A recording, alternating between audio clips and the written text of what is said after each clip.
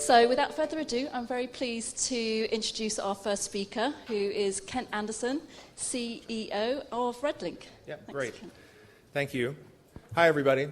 My name is Kent Anderson. I'm the CEO of Redlink and Redlink Network, and I'm here to talk to you today about Redlink Network, which is a new community-driven and free IP registry, credentials registry for publishers and librarians. How many librarians do we have in the audience?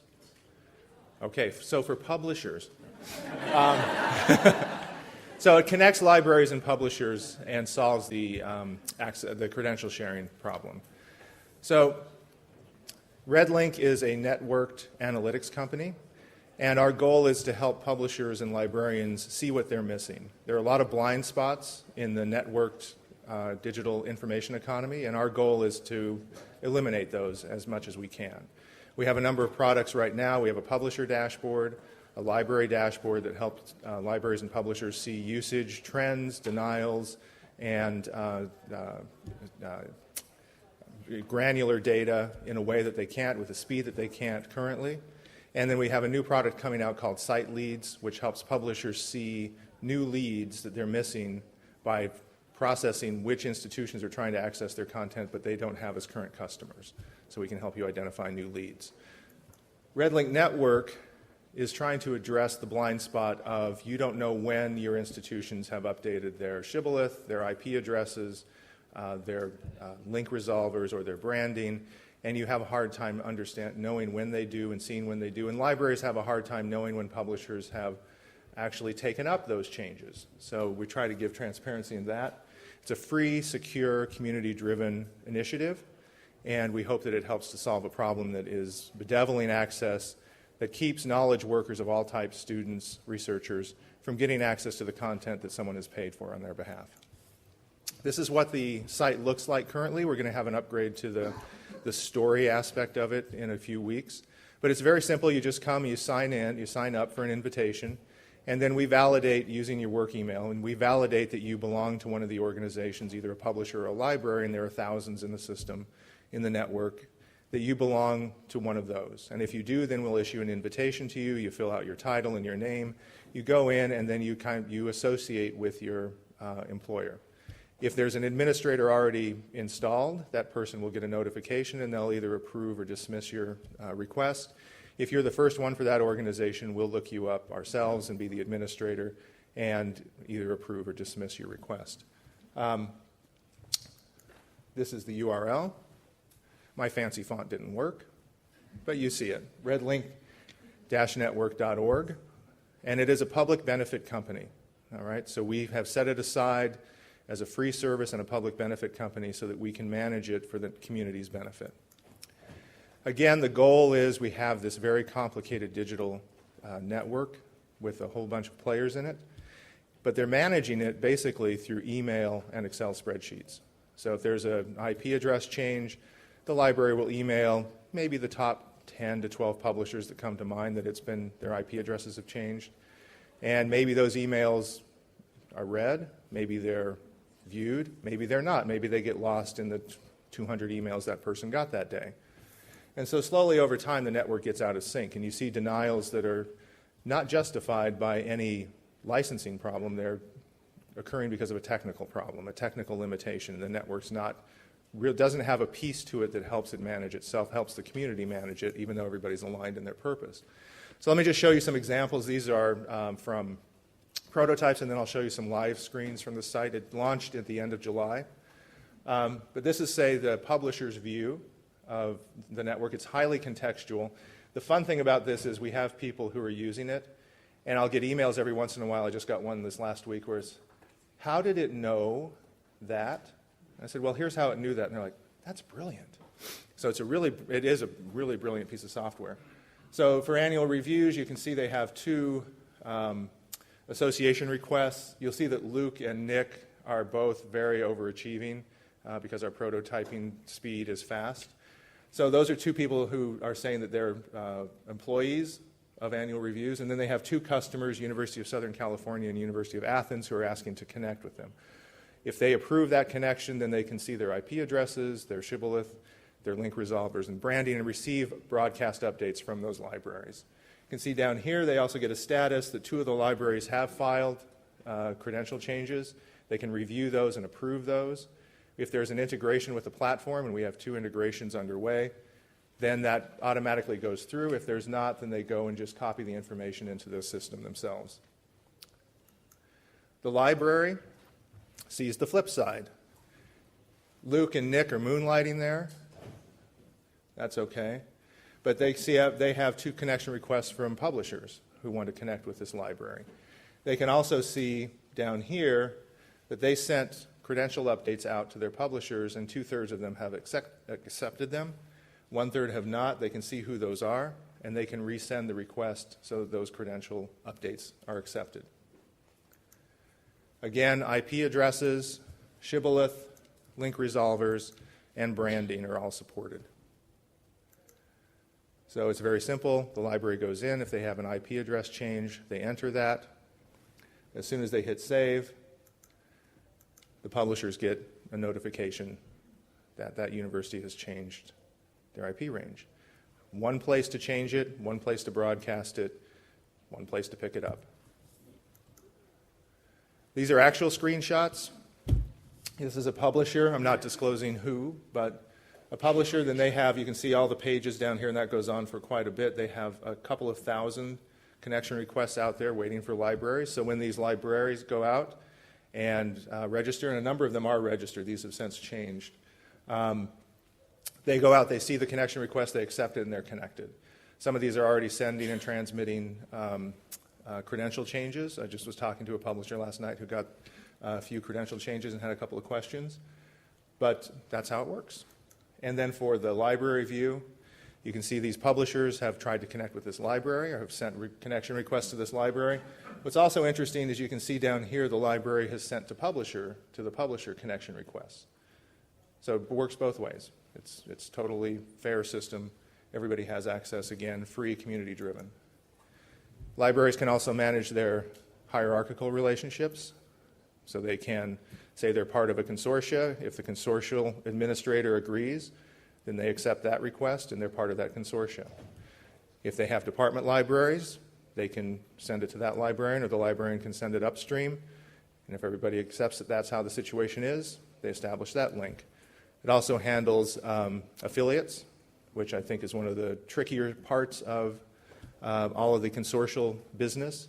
But it handles affiliates, and it will show you in a map exactly how everybody's related. Again, we have integrations underway with Safari and with Adapon, and we're talking to 4 other platforms to get integrations in place for this within the year. So, and again, once those integrations are in place, if a publisher accepts an update, it goes automatically into the platform and everything's done. So again, you move from sending a dozen or 100 emails to a dozen or 100 publishers to going to one place, entering IP addresses, one place to uptake them, one place to approve them. One of the major upgrades we've put into this is we have 2-step authentication. So for instance, Sci-Hub was essentially a hack of username and passwords that didn't have any other form of authentication behind them. Now the access to this, you get a code that's sent separately, either through an aggregate or an authenticator app, through email or through text messaging. We're still implementing text messaging. And you have to put that in separately. So it does a full circuit to make sure you actually have access to that email or to that registration that you're using. Security centers, it's on a secure server. We have all sorts of 256-bit this and blah, blah, blah. And we don't talk about everything we do with security because that's part of security. So how does this work for Redlink? Why is it free? Why is it community-driven? Well, there are 2 reasons mainly. One is an engineering reason. For the engineers who work here, it makes absolutely 0 sense that transmitting basic credential information like this, computer to computer, should be handled by humans and waste time and waste money. So they just think that it's silly. So they built a system to solve that. Having better synchronization helps us as a company because the other products we put out become better. So that's the selfish reason for having this. And we think the best way to do this is not to charge people for it, not to make it burdensome, but to make it free, make it easy, and let the community manage itself. So You're invited to join. If you have any questions, you can talk to me, or you can talk to Mary Beth Barilla, and we'd be happy to take you through and help you get set up. Thanks. Thanks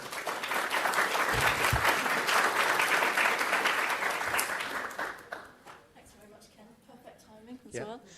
Any initial questions for Ken?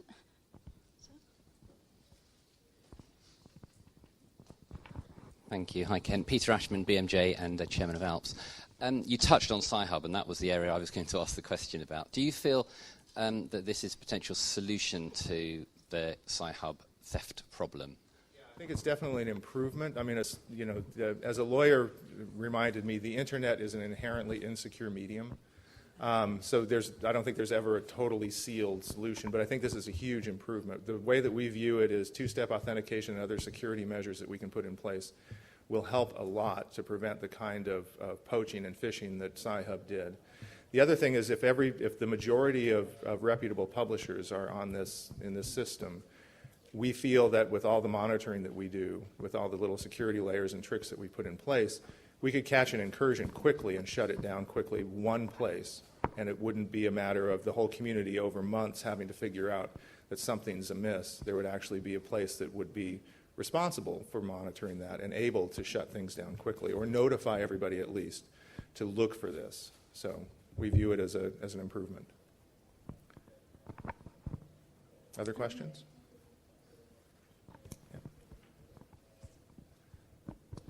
Hi, Chris Parker from Cabby. Hi. I'm interested in your linkage between different publishers. So as a user, you come to a publisher and then you move on to another piece of content. Is that something that you're covering in Redlink? So keeping a session, essentially, between publishers? No, we aren't doing authentication. What we're doing is helping the publishers and librarians keep synchronized. So it's a very specific use case. Yeah. But we're not an authentication provider. No. Okay. Okay. Thanks everyone. Very much, Ken.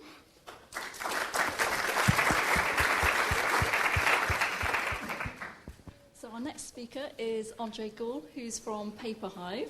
So my name is André. I'm a mathematician and computer scientist, and I'm also a software engineer and the co-founder of PaperHive, and that's what I'm going to talk today about. And thanks to Louise for inviting me here. So if you haven't noticed, the publishing industry is quite in transformation today, and it's shifting away from a pure content industry to a service industry, and probably related to the internet. So this seems to be a thing. And so I will talk about PaperHive, what it does. First, what the problems are that publishers and both researchers have, and how PaperHive can help to solve these. And in the end, if there is a bit of time, I would show you a very quick demo of PaperHive, how it looks like. So this is a picture of me. Actually, it's not me, it's a stock photo, but I didn't have any real picture of me doing my PhD, but it basically looked like this. And the reason why I banged my head against the desk is that in mathematics, if you read a paper, you usually get stuck, usually on page 2. And you wonder, what does it mean? What does it mean? So, and then you work on this for hours, days, months, finally probably figure it out, what it means. So the problem that researchers have is that this understanding of these very complex documents, I'm not talking alone about mathematics, everything is complex. So this is very hard, and a reason for this is you do it in isolation, you do it alone. And finding the right information is as hard as finding the typo in the title of your own thesis. So that's the problem that researchers have. The problem that, or one problem that publishers have, is that all these papers that are downloaded, or also books, basically are saved to your hard drive, and then they start to rot on that hard drive, so that they're probably not used anymore, only once. And also the publisher goes basically blind after this PDF has been downloaded. So, a problem related to this download PDF button is that publishers usually have very low reader engagement. So there's no real connection between the publisher and the authors and the readers. And yeah, the result is low usage of the high quality content and also untrackable content. So PaperHive, what is PaperHive? It is a platform for collaborative reading. So what does that mean? It means that you can read a document in your browser and directly benefit from in-document discussions that are attached right in the document. So as you read, you don't have to go to another platform for finding additional information about it. You just have comments or questions, additions, formulas, figures, whatever it is. Yeah, this is enlightening. Yeah, I know. So you all have this in the margin of the document, and if you have a question, you can just ask this question. Just go ahead and ask it right in the content. So we truly believe that research and innovation are like chain reactions of collaboration, and that no one should do research alone. And we have collaboration in writing. Overleaf is a brilliant example of this. But reading mostly is a very isolated activity, and we want to change that. We want to change reading to a collaborative process. And because it's all running in the browser, we're basically embedding all this communication in the researcher's workflow. So it's a cross-publisher platform, and I'll talk about the technical details later. But what it does is it basically channels all this scattered communication that happens offline in thousands of sticky notes, or in email, or you're in social media. It all channels this communication right to the document that provoked this communication. So we also have a nice feature called the Hive button. What it does is when you hit it, you bookmark this document, and you will receive updates, notifications, every time someone inserts a new discussion or replies to a discussion. So the use case is you use this document in your PhD thesis, and you definitely want to know if there is a flaw inside or if there has been some correction to this document. So what it does, it pulls back the users to the content of the publisher. So that's our motto for this conference. All you need is love and good metadata. So PaperHive is free. Is free for end users. Publishers pay for integrating their content on the PaperHive platform, for making it available. It's a very easy and fast integration because all you need is good metadata and love. So we really only need the basic metadata and a full text link to the PDF. PaperHive doesn't host the documents, so it's not at all Sci-Hub, don't worry. It's pulling in the documents from the publisher on demand. So it's using the latest browser technologies that allows us to pull in the document from the publisher website. And what this means is that the publisher still has the access management. We don't have to do that.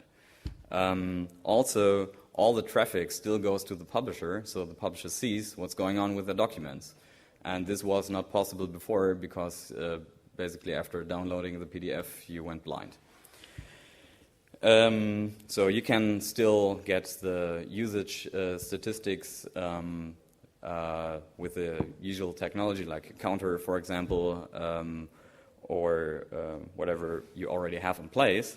And we have an open API, so that means everyone can grab our comments. You can reuse these comments. They're licensed under Creative Commons.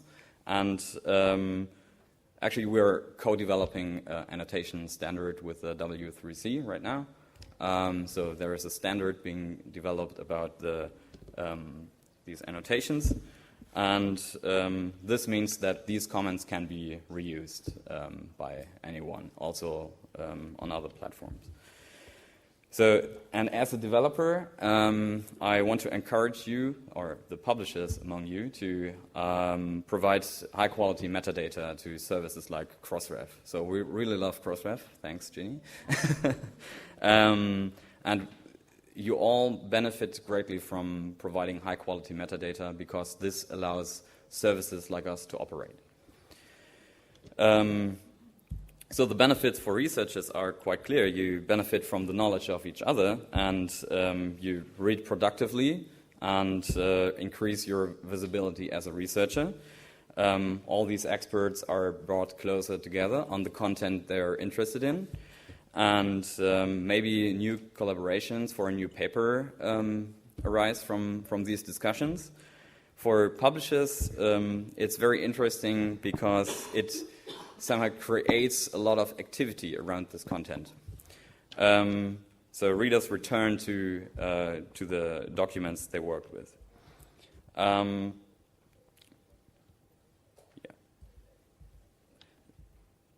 So applications for this basically could be any research group, could be in higher education. You could use this in lectures, for textbooks, for seminars, reading groups, wherever you want. Also these massive online open courses.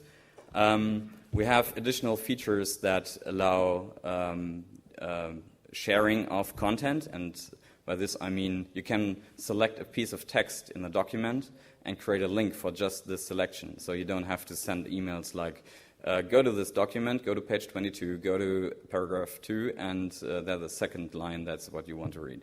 You just send a link, and you're brought directly to this place. We also have a widget that is integrated on publisher websites, indicating if there is a discussion going on and incentivizing readers to go read on PaperHive and benefit from discussions. So by the way, Kudos is the first partner that integrates this widget on the website, so we're very proud of that. So how can PaperHive be used for a publisher? Basically, it's a brand new marketing tool that allows you to do, for example, Q&A sessions around the content. You can invite authors to be available for discussions. You can run annotated classics campaigns. That's quite successful. You can have like a post-publication review. And basically anything that is document-centered can be done with PaperHive and increases the reader engagement. So that was my talk. If you want to know more about PaperHive and the features that are requested by our early adopters and they're already in development right now, for example, private discussions and filtering of comments and community moderation, then just talk to me later. Thank you.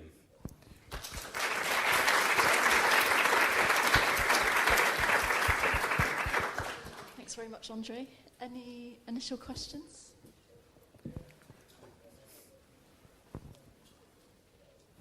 I'm Kaveh from River Valley Technologies. You know what I'm going to say, André, don't you? I know it. Yeah, because I asked you this a couple of nights ago at another talk. Fantastic technology, and it's exactly the way we should be going, collaborating readership as well as authorship. But because we're all publishers here, we have to get away from this PDF-centric view of publication. I agree. Thank you. 110%. So the technology behind PaperHive is quite agnostic to the actual document format, so it can be applied also to EPUB or whatever there is. Any more questions? All right. Okay, thanks. Thank you. I am Lorraine Estelle, and I am from Counter.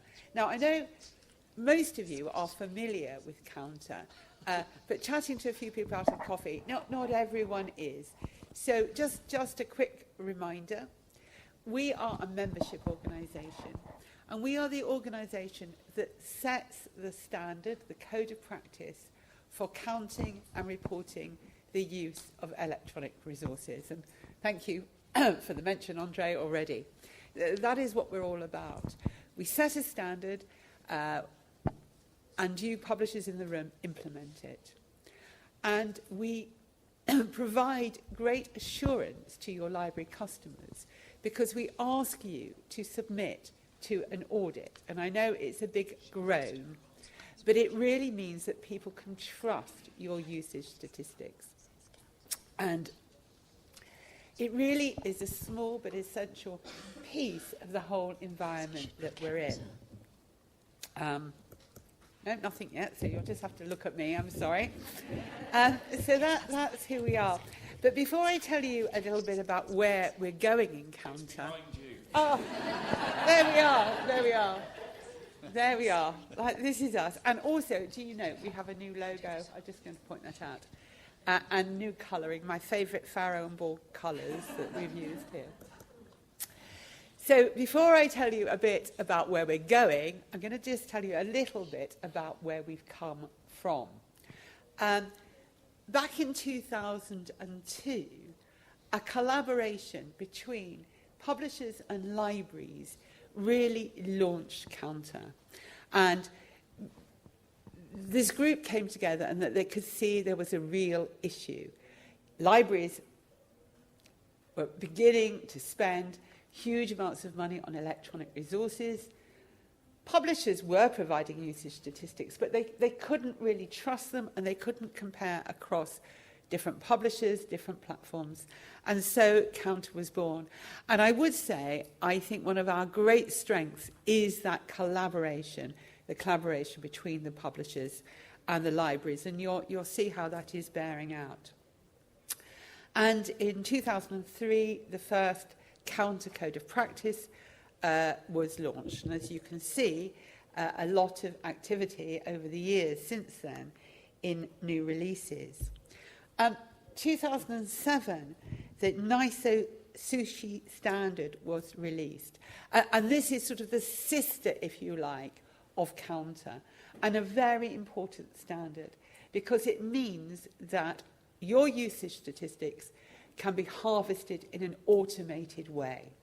And it's really an essential bit of the puzzle because without it, you can imagine every library subscribing to so many different resources had to go and collect individually by hand usage statistics from each library with a myriad of usernames and passwords. So Sushi is our sister, and it's a very essential standard that works with Counter. And as you can see, we have gone on over the years with various releases. And at the moment, we are at the Code of Practice Release 4. Sushi has moved on a little bit, as you can see. But it's time now to really look at where we're going and how we can improve things. I took over from Counter in 2015, last year, as the director. And one of the first things I did was to talk to a lot of libraries, talk to a lot of review publishers. And I also opened up a very complicated survey. So for any of you who filled in all the questions, my heartfelt thanks. You know, it was a big ask, but we really had great input from you. And we had two versions of this survey. We had one for your library customers and one for the publishers. And the feedback was very, very clear. What the librarians were saying to us was, Counter was really essential. It's essential data for decision making. And they wanted more publisher compliance. So we had to unpick that a little bit. What does more publisher compliance mean? Well, more publishers complying with Counter. But also, those publishers that are compliant really need to do it properly. Despite the audit, there are inconsistencies across the publishers. And this is a real problem for libraries when they're trying to make decisions and they cannot compare from one publisher to another. They recognised that there were ambiguities. There were ambiguities in the code of practice and also some inconsistencies between the sushi protocol and the Counter code of practice. They wanted that resolved. They also want greater sushi compliance. Sushi is a requirement of the code of practice, but nonetheless, I must be honest with you, a lot of you are falling down on the sushi side of things. And it really makes life so difficult for libraries.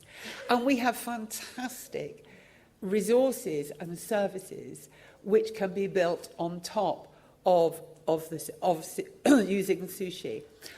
In my previous life, I worked for JISC. I was responsible for kicking off the building of the Journals Usage Statistics Portal, JUSP, many of you will know that.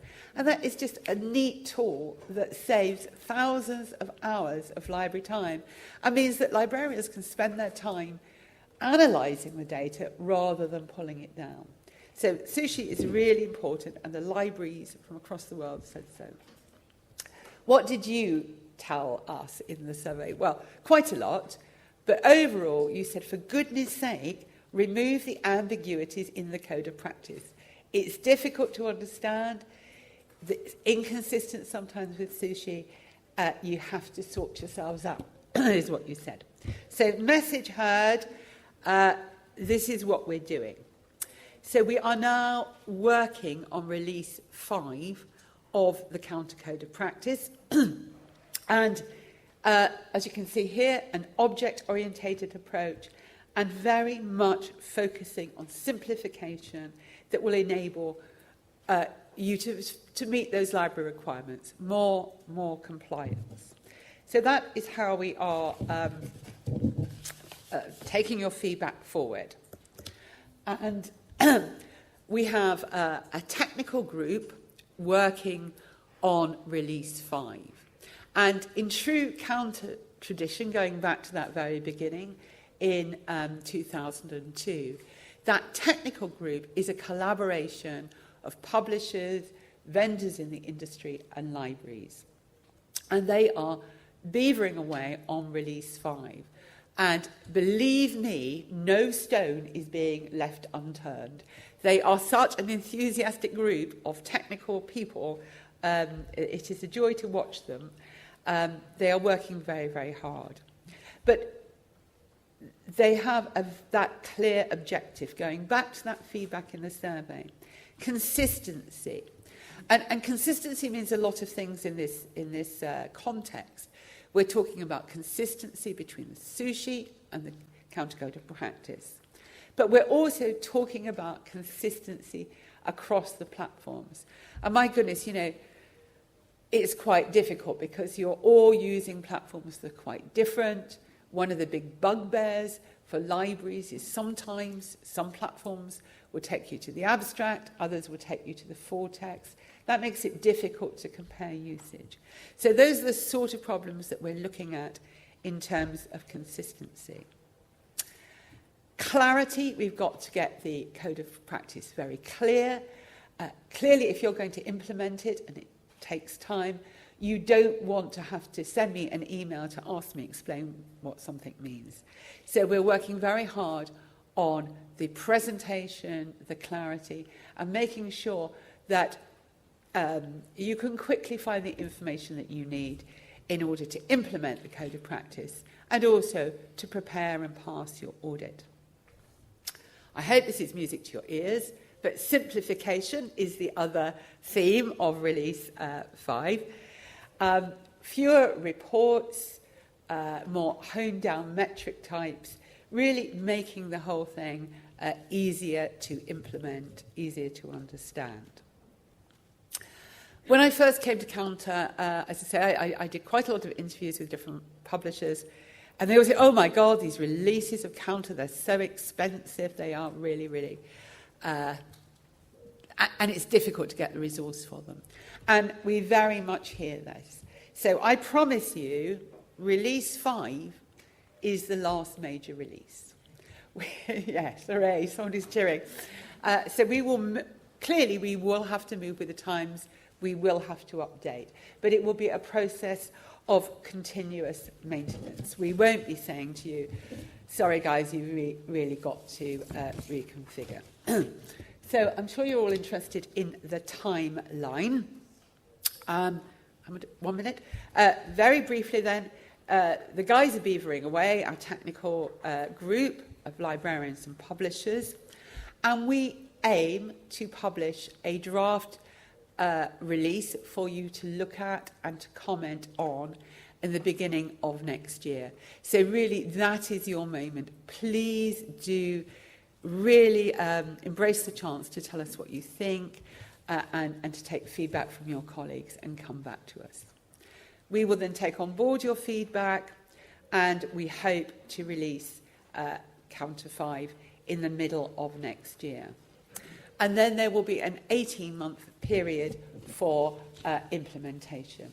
Again, in the survey, a lot of you said you wanted 3 years. Well, that's not really feasible. We have to move a bit quicker than that. But I hope that 18 months will give you time to build in whatever work needs to be done in terms of other platform enhancements you're doing. So just a quick summary. 18 months from next summer to implement the new release. We will put in place arrangements for early adopters. I'm sure many of you want to be early adopters, so we will work with you about doing that. We will also introduce dated Counter logos so that you can prove your compliance to your library publishers.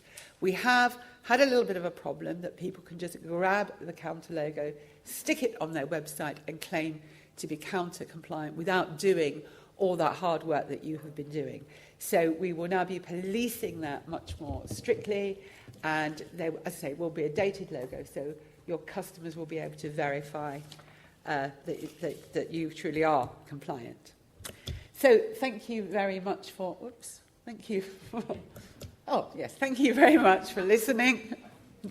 Have I got time for questions, or have I gone on too long? Yes. I don't know if there's anything.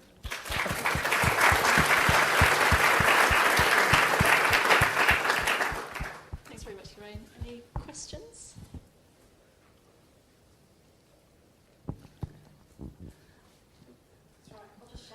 Oh, Tasha, don't ask me anything technical. I'm Tasha Mellins-Cohen. I work at Semantico, but I'm also part of the group working on Counter 5. And on behalf of the rest of the group, I would quite like to know from publishers which single metric causes you the greatest problem in compliance. So please come find me, drop me an email, find me on Twitter, whatever you want. But it would be really helpful to know which ones are causing you the most problems. Yeah, and if you haven't got Tasha's email, you can send it to me and I will forward it on to her. Oh, thank you very much. Thank you.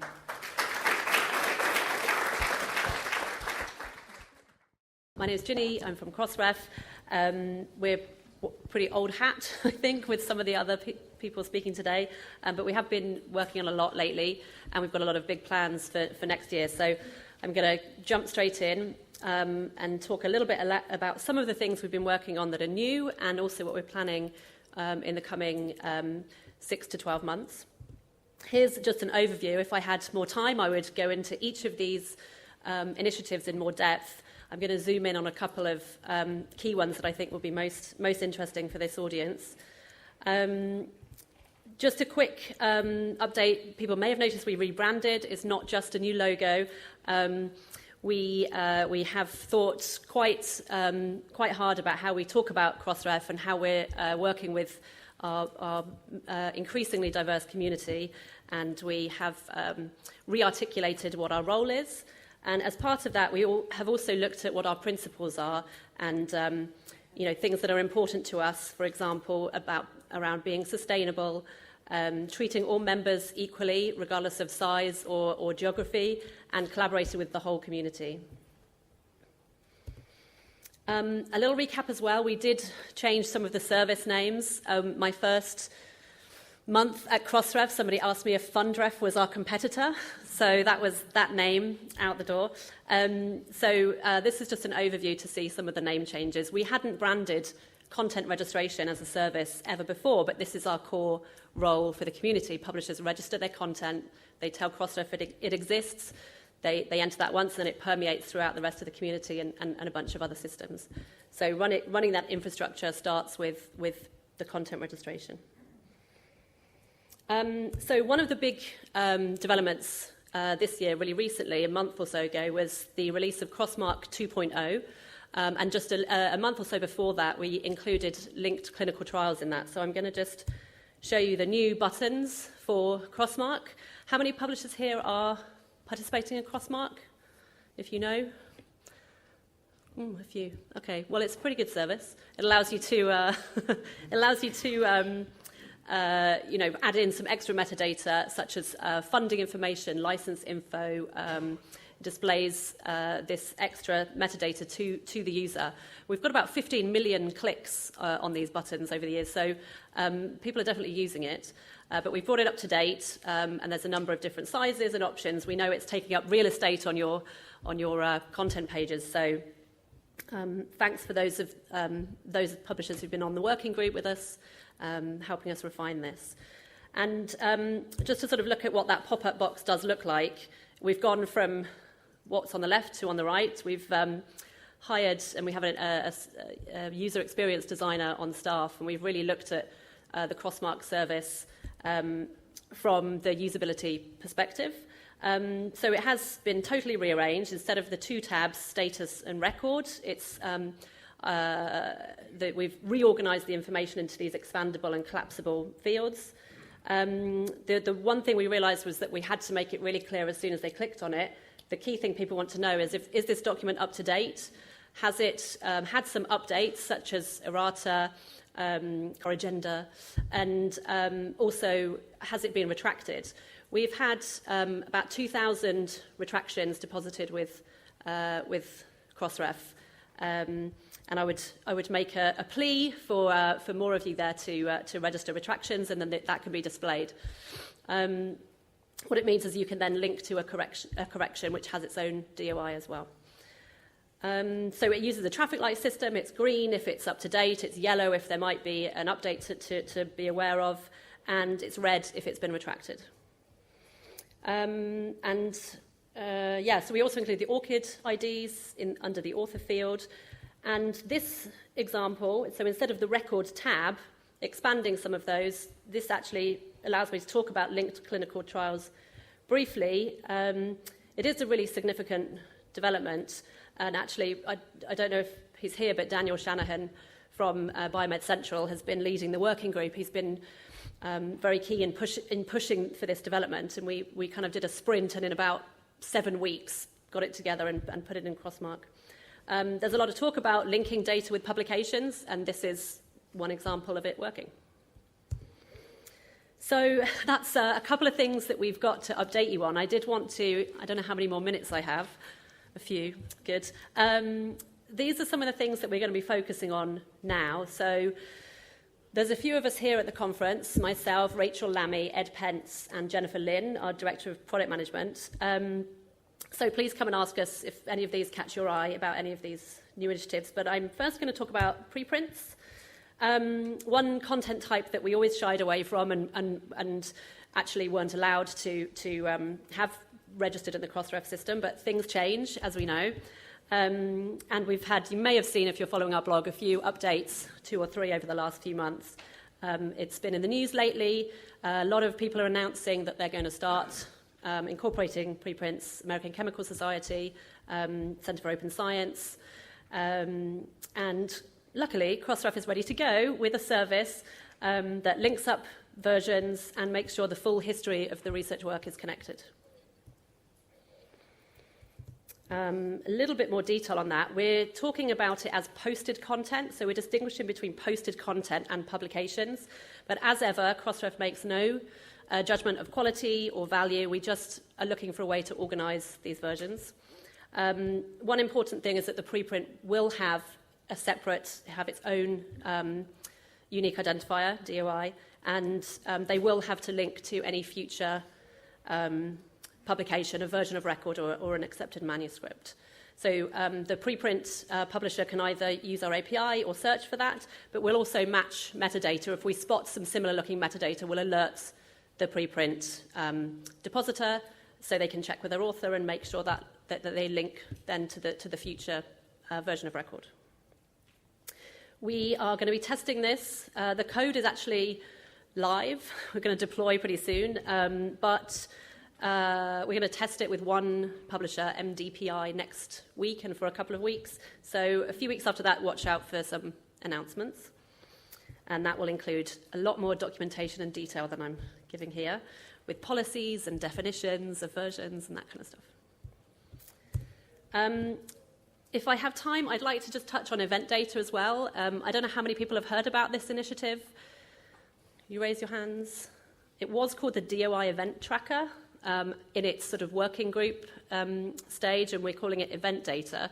So it's a new service under development. It has been approved by our board, so it's on its way to launch.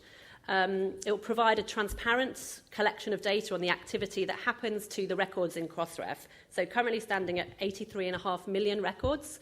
That's articles, books, conference proceedings, and all sorts.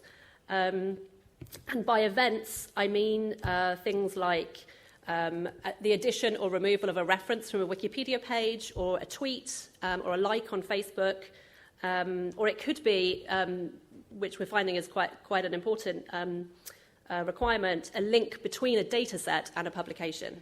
So we're working really closely with DataSite. We're sharing back-end technology, trying to save on resources for everybody and not reinvent the wheel. And it's important to us that the data be auditable, so that users can also see evidence of the source data that we collect from these various sources, as well as the actual event that we then report in our API. So we'll have a query API available in a few weeks. So any of you going to 3 a.m. in Bucharest for the Altmetrics, it's kind of like Altmetrics week now, I think. We're speaking on event data there, and you might be able to try out the query API by that point. We've been interviewing people, and we're starting to develop a little bit of a clearer idea of who's going to use this and what the use cases are. So I see people taking photos, so we can look at that on Twitter afterwards. We've had an early preview available since May, actually, and we're making good progress to launch at the beginning of 2017. Before then, I mentioned we'll have the query API, so keep an eye on our blog, and we'll keep you updated through that.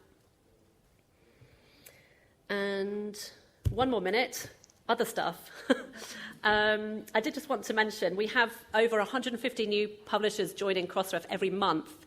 That's new publishers from all around the world. Some growing areas are countries like Indonesia, India, of course, Turkey, and it's hard to reach all of them, but we really want to try. So we're launching Crossref Live, and we're starting it off with what was our annual meeting. It's at the Royal Society, first 2 days of November, here in London. Are we here in London?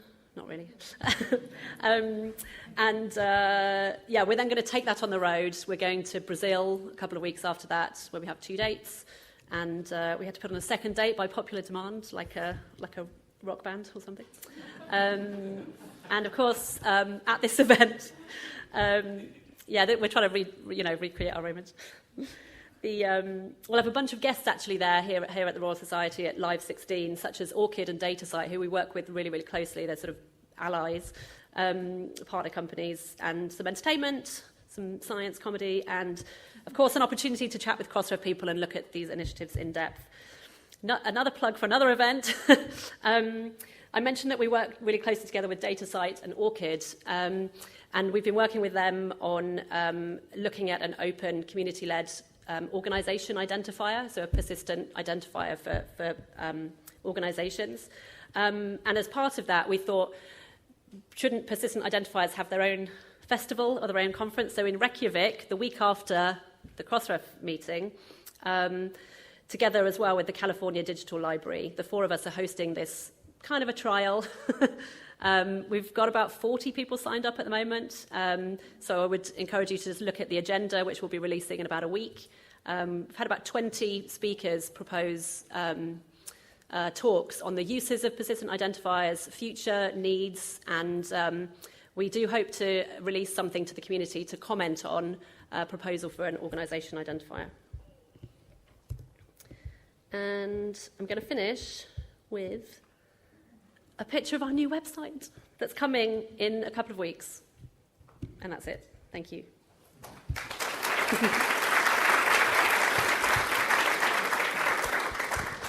Thanks very much, Ginny. Questions? I've just got one quick one, actually. Are you seeing much demand from funders around the API yet? Or is it some funders are using the API directly, and some of them, I want to say, OSTI in the US have incorporated the funding data into, because the funding data is all available through our metadata API, and they're sort of using it for measuring, reporting and measuring what they've invested in, the impact and reach of that. We don't interact too much closely with funders at the moment, but we have a funder advisory group, and that's definitely a growing area of priority for us. Yeah. Sorry there were so many things in there to fit in. Okay, thanks very much. Thank you very much.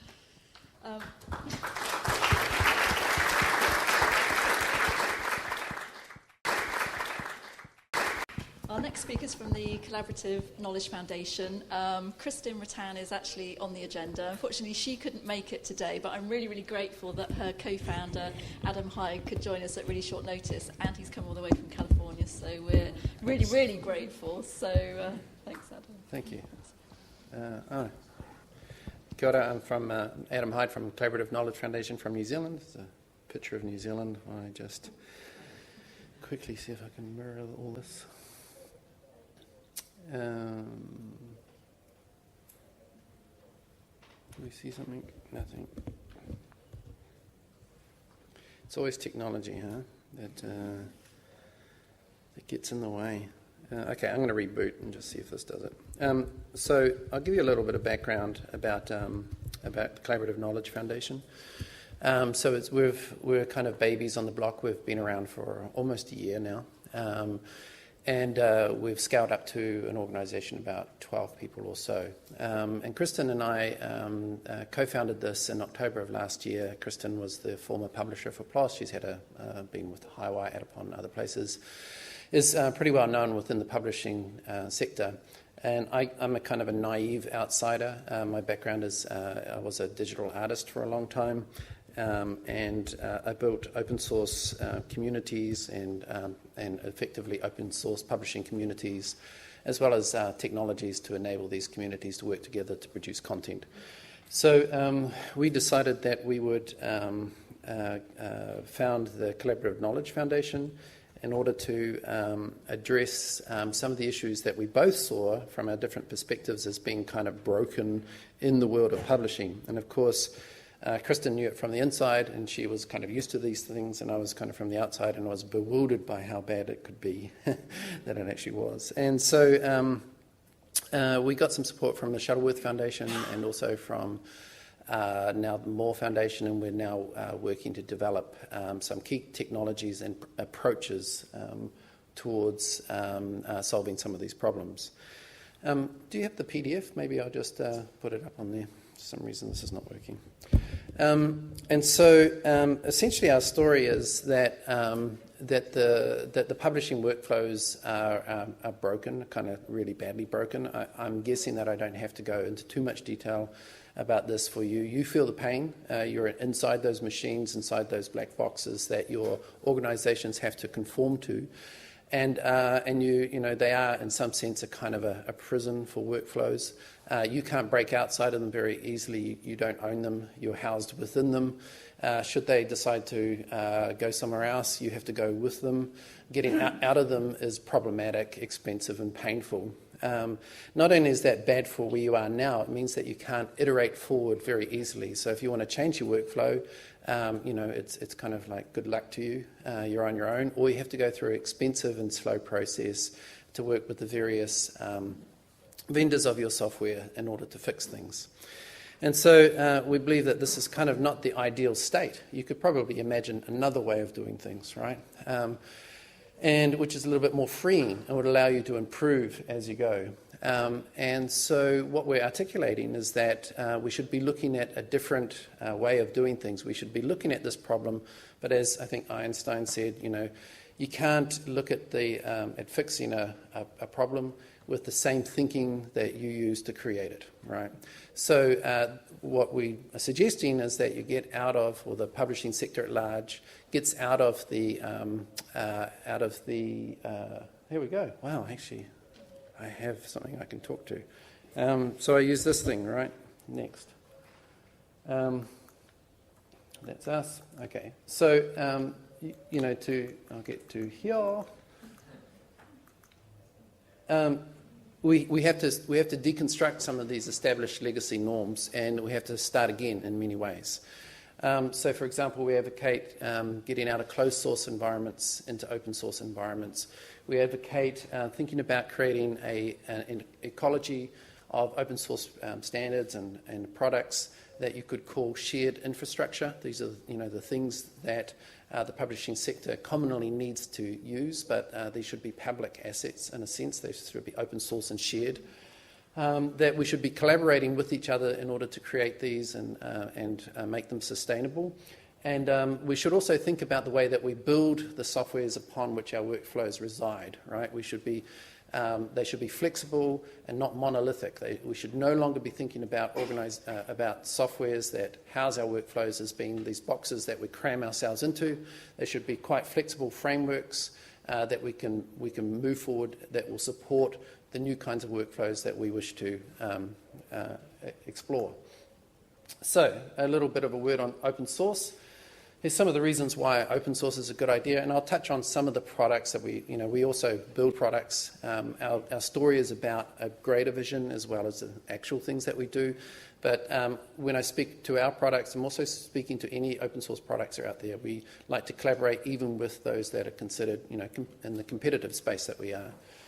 So with open source, you know, there's some primary values in here that need to be stated if you're not familiar with it. First of all, the technology is yours, right?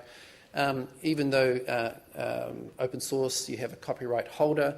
That's always the case with copyright. We can't escape that, but it has a liberal licensing agenda. So open source basically means somebody does own it, but you can use it for whatever you like. And so in all sense and purpose, that technology is your technology. The trick is to set up best practices so that for the open source products that are out there, that we lock them into open, you know, so that we avoid the sort of acquisition culture that can come to contaminate this space, so that you can trust going forward that these things remain open in the future. But even if you have a copy of that code base and you're working with it, that is yours. Nobody else owns it. You can do with it what you want. So that's quite important. Because of that, you can control the process for development. You can either rest on the laurels of others that are doing it for you, or you can, you know, change the software to support new workflows that you need and iterate forward on your own path. You avoid the vendor lock-in. You can take the code and run if you want. For example, open source as softwares, you know, anybody could pick them up and provide hosting services for them, so that you could, if you don't like one hosting provider, take your code and go to another hosting provider, should you wish to. The same with your data. You don't have to wait for somebody to give you back the data that you own. You know, you have full transparency into that, and you can get it and go with it anytime you wish. You can leverage innovations of others. If we're thinking about this wider ecosystem of products, that would support better workflows. And if somebody makes an innovation on the same softwares that you're using, you can leverage that. You can design your own technologies. Others can build on it, flexible. And if you feel that's a good idea, it's a nice thing to know that the things that you are building can also be of benefit to the sector at large. You can also still, within the open source model, have your own secret source, but there's a questionable value about that, in my opinion. It's more about what you do rather than what you do it on. So that's just some of the key points. So the whole story is to build collaboration across the sector, and publishers should be working with each other instead of building these little wiggly bespoke solutions or using somebody else's, which every publisher does time and time again for themselves, or leveraging somebody else's black box proprietary solution. So I just want to talk a little bit about flexible frameworks. This is an important part of the story, and it's an important part of our story. How many more minutes do I have? 4 minutes, that's good. So I want to go back then, if I can, to just an earlier slide that I didn't get to speak to terribly well. This is the current state that you can imagine. Publishing submission systems are, generally speaking, document management systems. You put a document in there as an attachment, and it's sort of, you can, pour various bewildering metadata on top of it that gives you an idea of the kind of status of the workflow. Often these are not very good workflow management systems. There's disparate extra systems that must exist, Google Docs, spreadsheets, wikis and things. And the organisation, generally speaking, conforms around this dysfunctional workflow centrepiece and forms a workflow in the people rather than, which kind of find their own way rather than the software supporting that.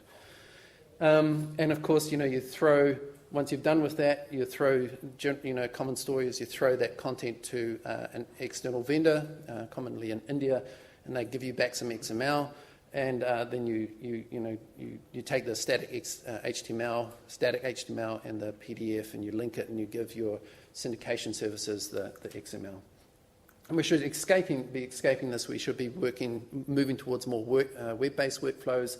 HTML is a common source format for those workflows, which makes it transparent to a web-based working environment, and then doing the conversion at the point of exit, right? And if we can do this, then we can support the standard formats that we, of kind of static research publications, but we can also make more dynamic presentations as well. We can think about the document as going forward towards more of a networked environment, networked document, which is kind of critical. Anyway, so just to jump forward, to give you an idea about, building these kinds of systems, I want to give you one example. When I talk about flexible frameworks, right, every organisation has its own workflow requirements, and so you can't expect one black box to suit every organisation. So you should customise the software to meet your particular nuanced point of view, because one size does not fit all. And this is a recent awareness within the web platform world in general, is that one platform does not suit every single requirement for an organisation. So you should be thinking about the software should fit your needs rather than you conforming to it. And that allows you, if it's a flexible framework, allows you to optimise the work as you go. You don't have to re-architect the whole system or replace the whole system. You can replace parts of it, and you can improve your workflows as you go. So this is the old school monolithic software development approach, and this is what they now call decoupled systems approach. It's been around for many decades, but is really becoming current now within the web environment. Drupal, for example, has experimented with this a little bit, and also WordPress. And in Coko, we're developing all of our systems as being decoupled. So, for example, with... is that me? No. I just got a new phone. I don't know what it sounds like. So we have PubSuite is a framework that you can populate with individual components to match your workflow. It's open source. It's JavaScript framework. It's very easy to iterate forward. JavaScript also being one of the cheaper languages. There are a lot of JavaScript programs around, and there's a pressure on that market at the moment. So you can just grab various components and assemble your own workflow and build what you need. The difference between what there is out there and what you need might be small or big, but you only have to build that, right? So this is, for example, we won't talk about ink, I haven't got enough time, but PubSuite here, it's a, it exists as a back end with all these components, and you can assemble them to meet your workflow. You could make a book platform, you get various components out there, you put them together, you make a book production system, which is what we're doing with UCP, University of California Press, making a monograph production suite, Editoria. You can also do the same with journals platform. We're in discussions and studying some of this as well with various publishers. And just to show you that it's not vaporware, this is just a screenshot from a sort of a demo application we made with PubSuite, which has a dashboard, an editor, and a publication front end. And this is just for science blogging. But with the same back end, we made Editoria here, which you see it's the same back end software, looks completely different. And rather than a science blogging software, this is a book production software. This is a screenshot of Editoria, which we're building for UCP. So just, to go back, it's all about building open source frameworks, flexible frameworks. It's about building an infrastructure and getting out of this sort of boxed-in, proprietary, inflexible approach and getting into an area that we work together to build these technologies and share the effort and build things that are going to help us move forward, not just fix what we've got, but move forward into a better publishing future. Thank you.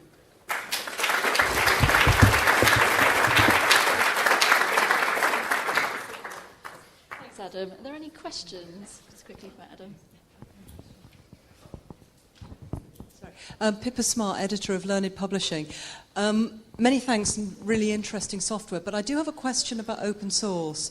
I know journals that have got problems with OJS, whereby they've made changes, and then next time a new iteration or a new plugin for OJS comes out, they can't use it. Right. Is that something you've tackled?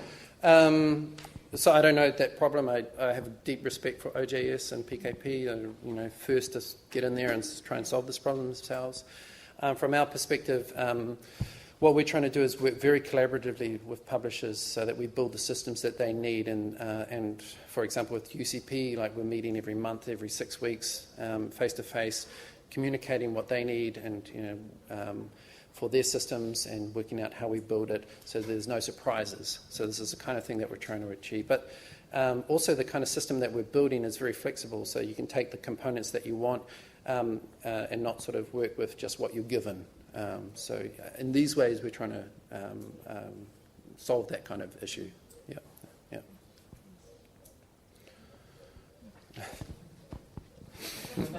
Who's that man? Me again. Yeah, hi, Adam Carver from River Valley. I agree with everything you say, and things should be more be done better. Now, the thing about open source, okay, let me cut to the chase. I'd say even more important than open source is open standards, that we use a standard that, for example, if you have a platform and the publisher is not happy, they can immediately go to someone else. Mm-hmm.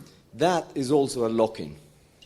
So I'd say that if you've got a platform that's closed, at least make it easy, not you, but someone else. You wouldn't have a closed platform. You should be able to move easily. Right now, that is difficult. Mm-hmm. Even the standards that we have, for example, JATS for XML, it's used in completely different ways by different publishers. If you're in a peer review system right now, from what I hear, if you want to go to a different peer review system, you can't just take the data and plonk it somewhere else. So open standards is very important. Yeah, I agree. I have nothing to add to that. Yeah. Thank you. Thanks, Adam. Thank you. Right, good morning everybody. I'm feeling a little like the Joker in the pack here because I'm going to be talking about an ongoing research project rather than a product development, but I hope it's of interest to you. It's a project focusing on open access megajournals and their role in the scholarly communication environment. It's 10 years now since PLOS One was first launched, which is still often seen as an exemplar mega-journal. But in the last 4 to 5 years, we've seen a number of different publishers launching PLOS One-like journals of various different kinds. And so what we're looking at is that phenomenon. I and a number of colleagues are involved in this. Simon Wakeling, who's a collaborator, is here as well. Now, one of the first things you notice about mega-journals is that they have given rise to controversy and debate of quite a dichotomous character. So on the left-hand side, we see people saying things like, mega-journals are the future, mega-journals are disruptive, mega-journals are even the best system, subsidized mega-journals in that case. But you also see skeptical views being advanced. The idea of mega-journals, for instance, being a dumping ground of lower quality content. The idea of them being a cash cow for publishers, and of them removing the valuable filtering that is provided by conventional journals. Now, that sort of dichotomous view alone kind of means that I think the idea of the mega-journal merits further investigation. Interestingly, a lot of these controversies are centred around the fundamental characteristics of mega-journals, which we can observe, and on the way in which they are combined. Now, although the definitions of mega-journals differ in detail, they all seem to focus on these 4 major elements. First of all, that they are open access, fully open access, often using the APC business model. Secondly, that they are of large scale. PLOS One certainly fits that. It's the largest journal in the world, although a number of newer mega-journals don't quite fit that characteristic yet. Then a link to that, there's wide scope. PLOS One and Nature's scientific reports cover all of science, technology and medicine. Sage Open covers all of humanities and social sciences. And then there are other mega-journals that cover the whole of a disciplinary area, like AIP Advances covering physics. Finally, probably the most controversial component to the definition of mega-journals is their approach to quality control. And this involves 2 stages. First of all, pre-publication, peer-reviewed, focused on soundness only, with issues like the novelty or the importance of a paper or its interest to a given subject community not taken into account. Those things are seen by journal supporters as being subjective, so you're eliminating those subjective elements and concentrating on so-called objective peer review.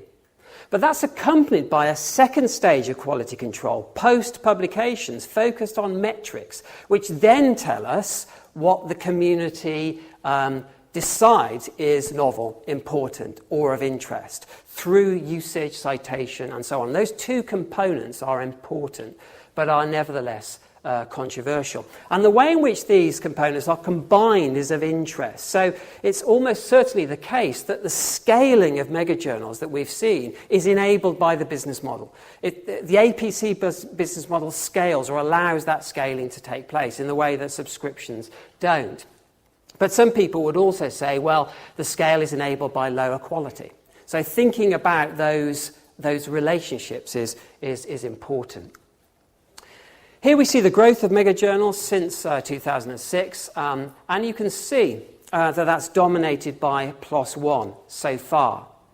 What we've seen over the last couple of years is scientific reports really catching up, and it's quite possible that scientific reports will actually overtake PLOS One in terms of monthly outputs in the foreseeable future, maybe in the next few months. We've added some projections, some conservative projections onto that so you can see the trajectory. We've also added a specific line for medicine, which is the one journal I'm aware of that has moved from being highly selective to being a mega-journal. And it's interesting to see what that's done to its various different, say, its bibliometrics, its authorship, and so on. And other mega-journals are there at the top as well, growing more slowly. This is our research project, and we're about halfway through it. It's a multi-phase research project. using both quantitative and qualitative measures, funded by AHRC, but it's multidisciplinary and international in scope. So we started off by doing a review both of the peer-reviewed literature and of the interesting social media discourse around mega-journals, and we've just had a paper accepted for that, or responding to peer reviewer comments, and that should be available fairly soon. We've got a bibliometrics phase. We've got 2 papers produced for that, one of which is in the advanced stage of responding to peer review comments as well, so that should be available fairly soon. Then we move into 2 qualitative phases. Interviews with publishers. We've just talked to about 30 publishers and editors of mega journals, which has been a really interesting experience, and thanks to those of you who've been involved in that, we are now coding up the data and we're analysing it, and hopefully produce something fairly soon in relation to that. In the autumn, we go into disciplinary focus groups, concentrating on 4 disciplines and their practices in relation to mega journals, and then we're following that up with a survey in the first quarter, at the end of the first quarter of next year. And between them, what we're doing is bringing all of those different data together to try and make sense of the phenomenon and the key characteristics that is shown there. To finish up, let me just show you something here. It's part of the bibliometrics analysis because it raises a number of interesting questions that we are considering in relation to mega journals. So here we see the cumulative citation distributions for 7 prominent mega journals. And there, I don't know if I've got a pointer here, but on the left-hand side you can see where there are 0 citations, the percentage of papers where there are 0 citations. On the right-hand side you can see the percentage of papers where there are 30 or more citations. So basically the flatter this line is, the deeper the citation profile of the journal. Now, this is interesting because all of these journals, ostensibly at least, exercise identical peer review processes in terms of soundness-only peer review, ostensibly at least, and yet they've got quite different profiles. Why is that the case? What's going on here? You wouldn't expect that with such broad scope to be occurring. Well, there are various different things that are perhaps happening here. There are subject variations between these mega journals. Although PLOS ONE and Scientific Reports do have identical or pretty much or very similar scope, actually PLOS ONE publishes far more in the life and health sciences, Scientific Reports far more in the physical sciences. There may be something going on there which could be happening, although you might expect the life and health sciences one to be further down in that case. There may be, and this is interesting, this is beginning to emerge from some of the data we've collected, de facto differences in the way that peer review is taking place. So although there is a soundness-only peer review process there, are people actually doing that in reality? And that, that's an interesting question. If they are, how are they doing? Is there more selection for some of these journals than for others? In some cases, this may be the result of a cascade system. Some mega journals, not all, but some have undoubtedly been set up as a cascade receiver from higher selective journals in the publisher's portfolio. And it may be that authors are going with the line of least resistance. They're saying, well, you've turned me down from this highly selective journal. You're offering to put it in your mega journal. I'll just go with that, rather than having to submit it somewhere else. So maybe that's what's happening within a publisher's stable, as it were. Or it could be that there is something around publisher and journal reputation going on here as well. We've referred in our work to something we've called reputational subsidy. And you perhaps see that most explicitly with an organisation like Nature, that reputational subsidy is going down from the highly selective titles to the mega journal. We've also proposed that in some cases there may be a financial subsidy from the mega journal back to the highly selective titles, which is an interesting idea. But there's all sorts of things going on here which we are now investigating. And because Louise is waving madly at me, I'm going to stop, but I'd be very interested in your views. Please do get in touch with us. We're halfway through. We're starting to publish in this area, but we're interested to hear from you. Thank you very much.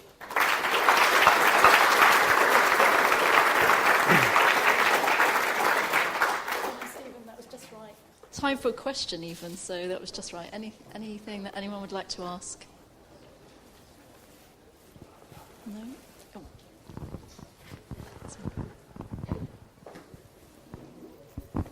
who are you publishing your output with? Am I allowed to say when, most journals don't say, we'll publish your work if you revise it in this way. They say, we invite you to resubmit your work with revisions. So I think the protocol is, I'm not going to say, at least one of those titles is with a mega journal. One of those papers is with a mega journal. You'll be glad to know. we're dividing our interests out. They'll all be open access. Unfortunately, I think that brings us to the end of our time for this session. So I'm sorry there wasn't any time for further questions back to the panel.